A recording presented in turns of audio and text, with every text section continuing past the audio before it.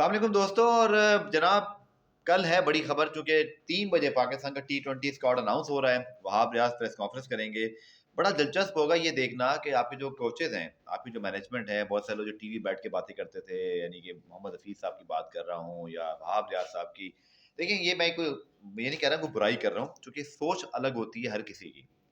अब क्या सोच होगी, क्योंकि जब तक बाबर कप्तान थे तो हमने देखा कि हमारा T20 का टेम्पलेट था, जिसमें रिजवान बाबर ओपनर थे, फिर नीचे आपके बैटिंग लाइन आती थी। अब साइम अयूब भी आ गए हैं, फखर दमान भी पीछे हैं, मोहम्मद हारिस भी पीछे हैं। अब आप करने क्या वाले हैं? तो ये बड़ा इंटरेस्टिंग होगा। मुझे स्क्वाड से ज्यादा जो कल अनाउंसमेंट हो रही है उसमें हिंट तो मिल जाएगा, बट हमें ये बहुत इंटरेस्टिंग चीज रहेगी।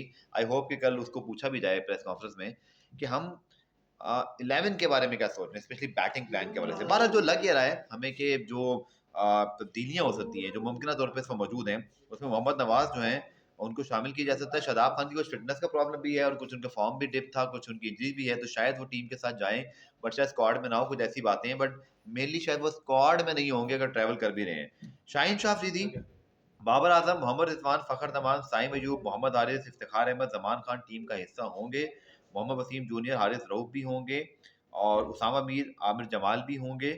साहबजादा फरहान और शान मसूद में से किसी एक के ऊपर गौर हो रहा है। आई थिंक सीधा सीधा केस साहबजादा फरहान का बनता है। शान मसूद ठीक है, आपके वन टेस्ट के कप्तान बन गए हैं, बट शायद वनडे में वो सूटेबल हो सकते हैं, बट T20 में अब ऑलरेडी आपके पास इतने सारे ओपनर हैं, रिजवान, बाबर, फखर, साइम, इवन हारिस और फिर शान मसूद भी आ जाएंगे। तो मुझे लगता है जबरदस्ती की सिलेक्शन होगी, अगर ये होती है, इसको अवॉइड कर रहे हैं तो बेहतर है।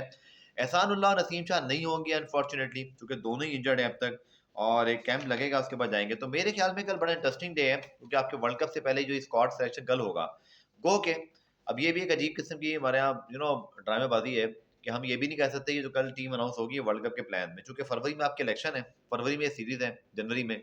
तो PSL से पहले अगर गवर्नमेंट तब्दील हो गई, और सॉरी नई गवर्नमेंट आ गई, 100% आनी है वो तो इंशाल्लाह, तो फिर आपकी क्रिकेट बोर्ड में तब्दीली अगर होगी तो स्क्वाड पे उसका क्या असर पड़ेगा, तो हम ये भी नहीं कह सकते। तो ये अजीब पाकिस्तान क्रिकेट का प्रॉब्लम है कि आप ये कह ही नहीं सकते कि कल जो आपके पास स्क्वाड आएगा वो वर्ल्ड कप का स्क्वाड होगा, क्योंकि आगे क्या होना है क्या नहीं होना ये इलेक्शन के बाद ही समझ में आएगी। लेकिन जो अभी तक सूरत हाल स्टैंड करती है वो यही है। मुझे लगता है कि शायद हम ओपनिंग पेयर नया देखें। साइम अयूब को मैं ऊपर खेलता हुआ देख रहा हूँ, फखर जमान में या साइम में से कोई एक खेलता हुआ। उसके बाद फिर ऑब्वियसली बाबर आजम रहेंगे, पर रिजवान और हारिस की बात हो रही है। आजम खान तो खैर अभी नहीं होंगे, लेकिन उनको भी कहीं ना कहीं आगे के लिए सोचा जा सकता है। ये बड़ा इंटरेस्टिंग होगा कि आप बैटिंग लाइन क्या बनाते हो। तो आप सबकी क्या राय है? मेरे ख्याल में मैं जाती तौर पर इस चीज़ का हामी हूँ कि एक आपके पास फ्लैम्बॉयंट ओपनर ऑप्शन होना चाहिए, चाहे वो साइम हो या फखर हो, उनके साथ बाबर कर लें या बाबर नंबर 3 पे आ जाएं, रिजवान ऊपर रहें। तो कहते हैं कि रिजवान बाबर की परफॉर्मेंसेज भी बहुत हैं, उन्होंने पाकिस्तान को बड़ी फतूहात भी दिलाई हैं, उनके खेलने के स्टाइल पे लोग डिवाइडेड हैं, बट उनका सक्सेस रेशो भी इतना बुरा नहीं है। सो अब उनको एक साथ तो नहीं आप उठाओगे, लेकिन शायद कहीं ना कहीं हिकमत अमली तब्दील होती दिखाई देगी। प्रेशर पहले ही बहुत है जनाब, टेस्ट मैच में बुरी परफॉर्मेंस हो गई, तो वो भी साथ साथ चल रही है। बट लेट्स सी कि कल हम क्या टीम अनाउंस करते हैं और 11 के प्लान क्या होते हैं अगर बताए जाते हैं। It will very interesting to know. लेकिन आप रहिएगा मेरे साथ इंशाल्लाह, कल 3 बजे, 3:30 बजे आपके साथ फिर लाइव बात होगी। Thank you.